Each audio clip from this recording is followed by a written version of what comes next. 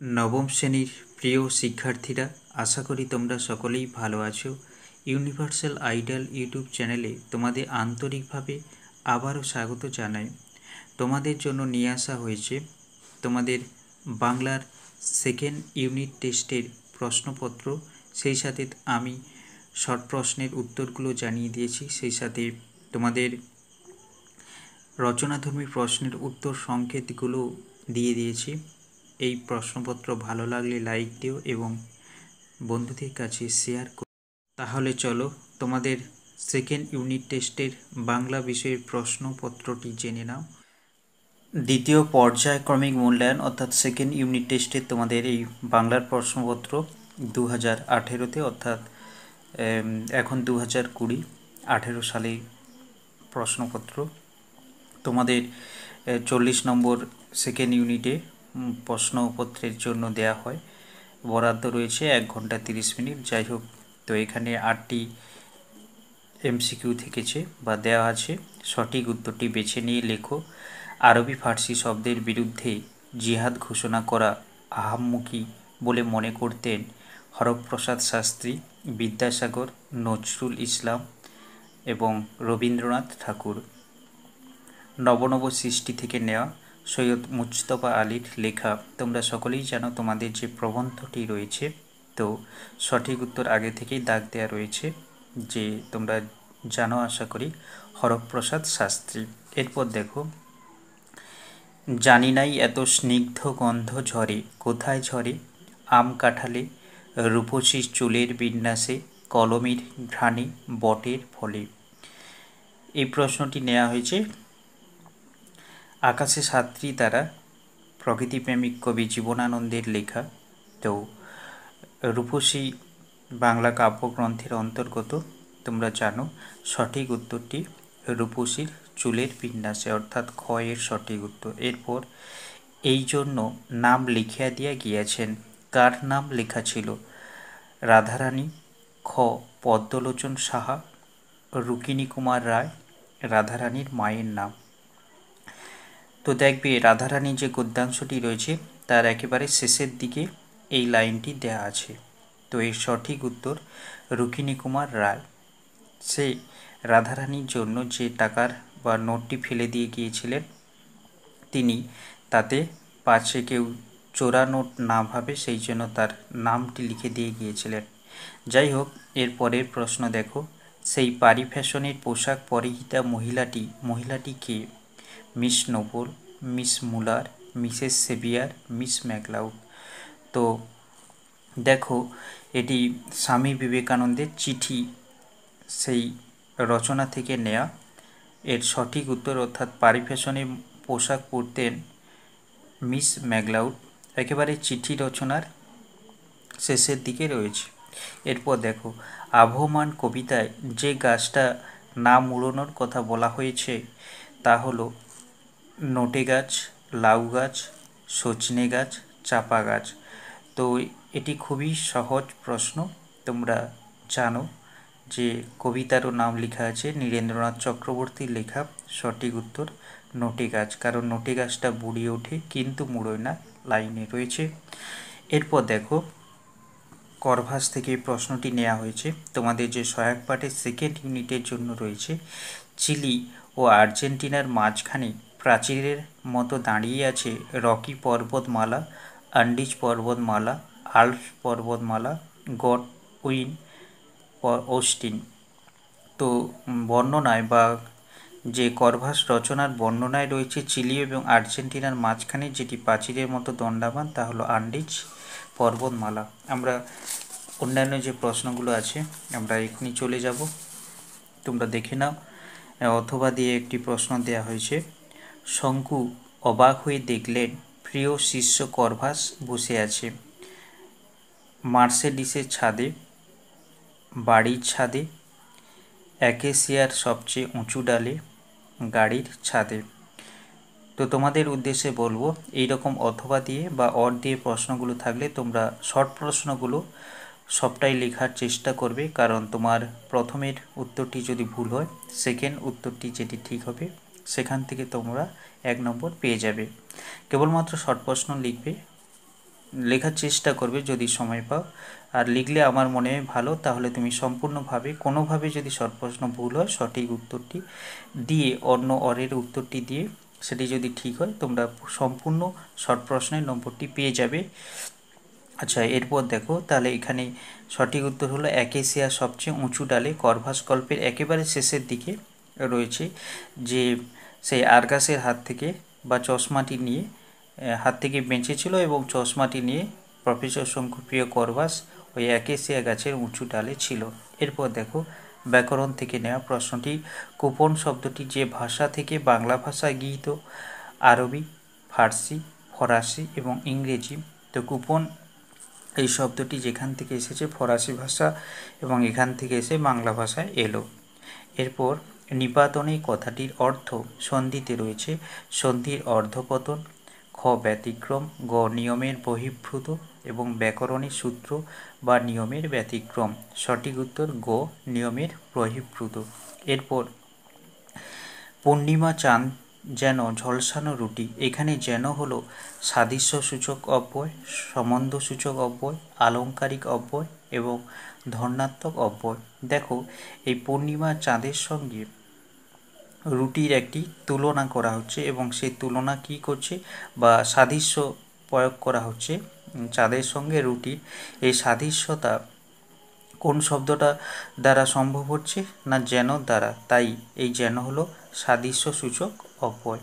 তোমাদের যে পদগুলো রয়েছে সেকেন্ড ইউনিটের জন্য তাতে অব্যয়ের যে ভাগগুলো আছে তোমরা সঠিকভাবে সেই ভাগগুলো ব্যাকরণ অংশ থেকে বা বই থেকে পড়ে ফেলবে, তাহলে এটি সঠিক মানে এই যে যেন ওটা সাদৃশ্য সূচক অব্যয় তোমরা ভালো করে বুঝে ফেলবে।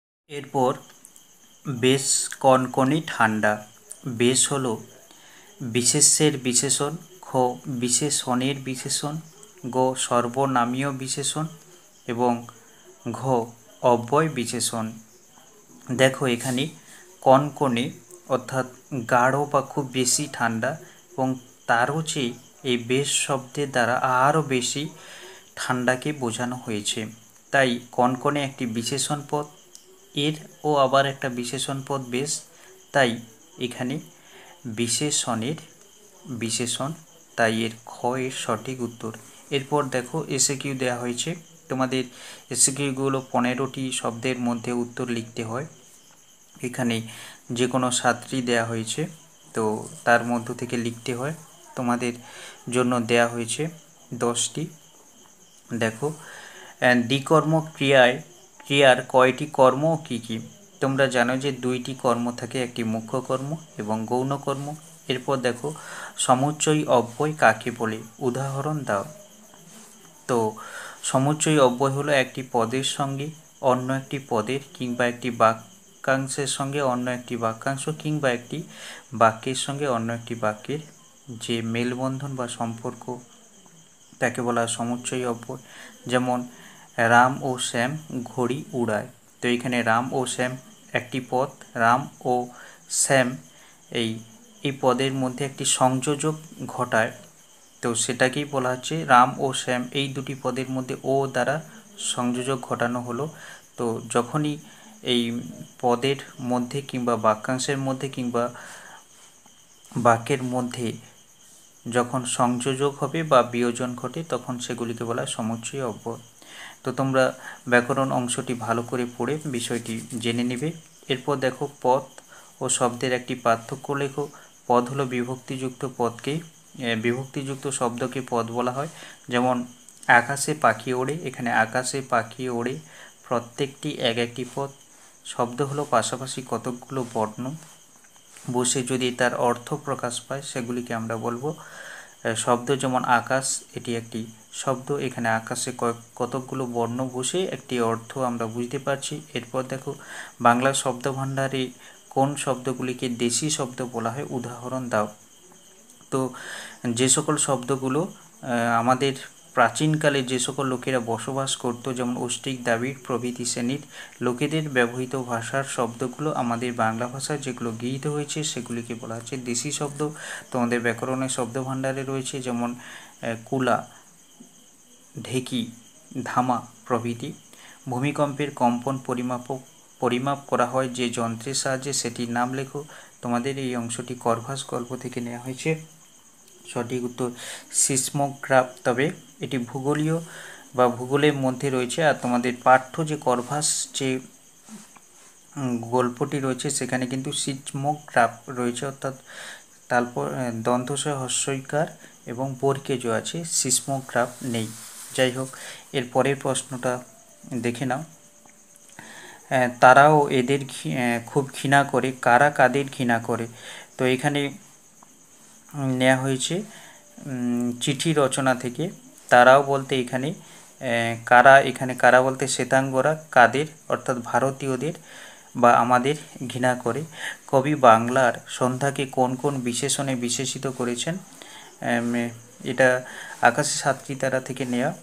বাংলার সন্ধ্যাকে তিনি 3টি বিশেষণে ওই কবিতায় উল্লেখ করেছেন: শান্ত, অনুগত এবং নীল সন্ধ্যা, অর্থাৎ শান্ত, অনুগত, নীল। রাধারানীর ক্ষুদ্র বুদ্ধিটুকুতে ইহা বুঝিতে পারিল। রাধারানী কি বুঝতে পেরেছিল? তো রাধারানী বুঝতে পেরেছিল যে পথিক লোকটি কণ্ঠ শুনে যে তিনি অর্থাৎ পথিক লোকটি রাধারানীর চেনা লোক নয় বা নয়, কিন্তু তার কণ্ঠস্বর শুনে রাধারানী এটুকু বুঝতে পেরেছিল তিনি খুব দয়ালু। এরপর দেখো, আবহমান কবিতায় এক গুঁয়েটা সারাটা দিন ও সারাটা রাত কি করে? তো এক গুঁয়েটা সারাটা দিন কবিতার বর্ণনায় রয়েছে সারাটা দিন ঘাসের গন্ধ মাখে এবং সারাটা রাত তারায় তারা স্বপ্ন এঁকে রাখে। এরপর দেখো, রবীন্দ্রনাথ স্বচ্ছন্দে লিখেছেন, কি লিখেছেন? আভ্রু দিয়ে, ইজ্জত দিয়ে, ইমান দিয়ে, বুকের রক্ত দিয়ে। এরপর দেখো, অনুমতি যোগ অনুসারে, অনুমত্তানুসারে, এখানে সন্ধির যে নিয়ম কাজ করেছে সেটি লেখো। তো এখানে হস্যইকার আছে এবং অ আছে, হস্যইকার এবং অ মিলিত হয়ে দেখো অন্তস্থ জ অর্থাৎ রফলা এলো, সরি বন্ধুরা, জফলা এলো এবং আকার এলো। এটাই সন্ধির নিয়ম কাজ করেছে, অর্থাৎ হস্যই এবং অ মিলিত হয়ে জফলা এবং আকার এলো। এরপর দেখো 60টি শব্দে তোমাদের 3 নম্বরগুলো দেখে নাও। 3 এবং 5 রচনাধর্মী প্রশ্নগুলো। কিন্তু আর আহারের সংস্থান রহিল না, কাদের কথা বলা হয়েছে? এখানে বলা হয়েছে রাধারানী এবং তার মায়ের। তাদের আহারের সংস্থান রইল না কেন? কারণ জ্ঞাতির সঙ্গে হাইকোর্টে বিধবা হেরে গিয়েছিল, অর্থাৎ রাধারানীর মা। তোমরা সাজিয়ে লিখবে, একেবারে রাধারানী রচনার প্রথম দিকে রয়েছে। এই আমার প্রতিজ্ঞা কে প্রতিজ্ঞা করেছিলেন? তো স্বামী বিবেকানন্দ প্রতিজ্ঞা করেছিলেন। তিনি কি বা অঙ্গীকারবদ্ধ হয়েছিলেন? তিনি কি প্রতিজ্ঞা করেছিলেন? না ভগিনী নিবেদিতা বা মিস মার্গারেট এলিজাবেথ নোবেল এদেশে আসলে এদেশের জন্য কাজ করুক বা না করুক, বেদান্ত ধর্ম ত্যাগ করুক বা ধরে রাখুক, স্বামীজি অর্থাৎ স্বামী বিবেকানন্দকে তিনি তার পাশে চিরকাল পাবেন। এরপর দেখো, সুতরাং ইংরেজি চর্চা বন্ধ করার সময় এখনও আসেনি। প্রবন্ধ অনুসরণে অর্থাৎ নব সৃষ্টি এই প্রবন্ধ অনুসরণে মন্তব্যটি কারণ ব্যাখ্যা করো। এরপর ফুরোয় না, তার কিছুই ফুরোয় না চরণটি কবিতায় একাধিকবার ব্যবহৃত হয়েছে, কেন বুঝিয়ে দাও। তো তোমাদের পাঠ্য আবহমান কবিতা থেকে নেওয়া এই লাইনটি অনেকবার রয়েছে, তাই বলা হচ্ছে যে একাধিকবার কেন ব্যবহৃত হয়েছে। আসলে ফুরোয় না অর্থাৎ শেষ হয় না। যে গ্রাম্য মানুষগুলো যারা রুজি রোজগারের প্রয়োজনে বা বিশেষ কারণে যারা শহরে চলে গিয়েছিলেন, কিন্তু শহর থেকে যে গ্রামে ফিরে আসার বাসনা বা ইচ্ছা বা আকাঙ্ক্ষা কোনো কালেই শেষ হয় না বা সমাপ্ত হয় না। সেই ফিরে আসার বাসনা যখনই সমাপ্ত হয় না বা শেষ হয় না, সেইটাকেই কবি গুরুত্ব হিসেবে বলেছেন, তাই বলা হলো ফুরোয় না, তার কিছুই ফুরোয় না। অর্থাৎ কোনো মানুষেরই শহর থেকে গ্রামে ফিরে আসার প্রেরণা বা ইচ্ছা বা আকাঙ্ক্ষা কোনোদিনই শেষ হয় না। এরপর দেখো, কেশবতী কন্যা যেন এসেছে আকাশে, কবি কাকে কেশবতী কন্যা বলেছেন? কবিতার আকাশে সাতটি তারা এই কবিতার বর্ণনার প্রসঙ্গে তিনি বাংলার নীল সন্ধ্যাকে কেশবতী কন্যার সঙ্গে তুলনা করেছেন। তাই দেখো এখানে যেন শব্দটি রয়েছে, এইখানেও দেখো সাদৃশ্য প্রয়োগ করেছেন বা তুলনা করেছেন যেন। তো সেই আসলে এখানে আকাশে সন্ধ্যার মেঘের সঙ্গে কেশবতী কন্যার যেন একটা মিল বা সাদৃশ্যতা কবি লক্ষ্য করেছেন। তাকে কেশবতী কন্যা বলার কারণ কি? আসলে বাংলার অন্ধকার নীল সন্ধ্যা যখন নেমে আসে, সেই কালো অন্ধকার কেশবতী অর্থাৎ অগাধ চুল রয়েছে এমন নারী সঙ্গে কবি তুলনা করেছেন, তাই বলা হলো। তোমরা কবিতা অবলম্বনে গুছিয়ে লিখে নেবে। এরপর দেখো, আকাশে সাতটি তারা কবিতা অবলম্বনে কবির প্রকৃতি মুগ্ধতার পরিচয় দেয়, অর্থাৎ জীবনানন্দ এই কবিতায় বাংলার যে প্রকৃতির বা অপরূপ রূপ সৌন্দর্যকে কবি অনুভব করেছেন সেটাই লিখতে হবে। কবিতার প্রথম থেকে শেষ পর্যন্ত বাংলা যে যে প্রাকৃতিক বৈচিত্র্য, অর্থাৎ তিনি কোথায় বাংলার প্রাণকে অনুভব করেছেন, সেই সাথে তিনি কেশবতী কন্যার যে কল্পনা করেছেন, এইভাবে তিনি এই কবিতায় যা বলেছেন সংক্ষেপে লিখতে হবে। এরপর দেখো, আবহমান কবিতাটি মানুষের আত্মানুসন্ধানে কাহিনী আলোচনা করো। তো আবহমান কবিতা আত্ম অনুসন্ধান, অর্থাৎ নিজেকে অনুসন্ধান বা খোঁজ করার কাহিনী। কারণ মানুষেরা নিজস্ব প্রয়োজনের তাগিদে, যারা গ্রামের মানুষেরা শহরে চলে গিয়েছিলেন, কিন্তু শহর থেকে তারা আবারই ফিরে আসবেন বা ফিরে আসার যে ইচ্ছা বা প্রেরণা সেটা কোনোদিনই সমাপ্ত হচ্ছে না। তাই নিজস্ব আত্ম অনুসন্ধানের চেষ্টা করেছেন আবহমান কবিতায় কবি নীরেন্দ্রনাথ চক্রবর্তী। যা বলেছেন তোমরা সাজিয়ে লিখে ফেলবে 5 নম্বরের জন্য। এরপর দেখো, নব সৃষ্টি থেকে 5 নম্বরের জন্য দেওয়া হয়েছে, ধর্ম বদলালে জাতির চরিত্র বদলায় না, নব সৃষ্টি রচনা অবলম্বনে উক্তির সত্যতা বিচার করো। শেষের দিকে রয়েছে নব সৃষ্টি, তোমাদের যে পাঠ্য রচনাটি রয়েছে। তো এখানে যে বাঙালিদের যে চারিত্রিক বৈশিষ্ট্য, যে সত্য শিব সুন্দরের মধ্যে বাঙালিরা নিজেদের আকৃষ্ট করে বা তারা সেটাকে ধরে রেখেছে। বাঙালিরা কখনো কুসংস্কার, অন্ধতা ইত্যাদি বর্ষবর্তী হয় না। তারা যখনই দেখেছে তার বিরুদ্ধে বিজ্ঞান চেতনার মনস্কতা নিয়ে তার বিরুদ্ধে রুখে দাঁড়িয়েছে এবং অনেক সময় তখন তাদের বিরুদ্ধে বিদ্রোহ করেছে। সেই বিদ্রোহ যখন আবার উচ্ছৃঙ্খলতায় পরিণত হয়েছে, তখনও বাঙালিরা তাকে মুক্ত করেছে বা সে বিদ্রোহ থেকে সরে এসেছে। এইভাবে এই যে বাঙালিদের যে ইচ্ছা, এটা কেবলমাত্র হিন্দুদের নয় বা হিন্দুদের মধ্যে সীমাবদ্ধ নয়, বাঙালি মুসলমানদের মধ্যেও সীমাবদ্ধ। সেই অর্থে কবি এখানে কবি নয়, সরি বন্ধুরা, এখানে প্রাবন্ধিক মুস্তফা আলী মনে করেছেন যে ধর্ম বদলালেও জাতির চরিত্র, অর্থাৎ হিন্দু মুসলমান জাতির চরিত্র কোনোদিন বদলায় না। এরপর দেখো, আমরা পরবর্তী রচনাধর্মী প্রশ্নগুলো জেনে নাও। কল্যাণিয়া মিস নোবেলের সংক্ষিপ্ত পরিচয় দাও, অর্থাৎ দেখবে যে চিঠি রচনার শেষের দিকে যে উল্লেখ্য পঞ্জি রয়েছে সকলের সম্পর্কে বিস্তারিতভাবে যে বর্ণনাগুলো রয়েছে, সেই বর্ণনা থেকে তোমরা সংক্ষিপ্তভাবে মিস নোবেল বা মার্গারেট এলিজাবেথ নোবেলের সম্পর্কে লিখবে এবং তাকে বিবেকানন্দ চিঠি লিখেছেন কেন সেইটা বলবে। 2 নম্বরের জন্য, তুমি ঘরে আসিয়া দাঁড়াও, বক্তা হলেন এখানে রাধারানী। কার উদ্দেশ্যে একথা বলা হচ্ছে? আগন্তুক পথিক লোকটি বা যে সমবিবাহারী বা রাধারানীকে যে বাড়ি পৌঁছে দিয়েছিলেন সেই রথযাত্রার দিনে, তার কথা বলা, তাকে উদ্দেশ্য করে কথা বলা হচ্ছে। ঘরে দাঁড়াতে বলার কারণ কি? আশা করি তোমরা জানো যে রাধারানীকে যে বনফুলের মালার দাম হিসেবে যে পয়সা দিয়েছিল, তার রাধারানী মনে হয়েছিল পয়সা নয় টাকা, তো সেই জন্য সে ঘরে এসে আলো জ্বেলে দেখবে যে টাকা বা পয়সা, তখন যদি টাকা হয় তাহলে ফেরত দেবে। সেই জন্য রাধারানী সেই লোকটিকে ঘরের সামনে দাঁড়াতে বলেছিল। এরপর দেখো, করভাস গল্প অবলম্বনে ম্যালিফাউল ও গ্রিপ পাখির আচরণ সম্বন্ধে যা জানা যায় লেখক। দেখবে করভাস গল্পের একেবারে প্রথম দিকে রয়েছে ম্যালিফাউল এবং গ্রিক পাখির যে বিভিন্ন পাখির বর্ণনার প্রসঙ্গে এই দুটি পাখির সম্পর্কে আছে, সেটা তোমাদের লিখতে হবে।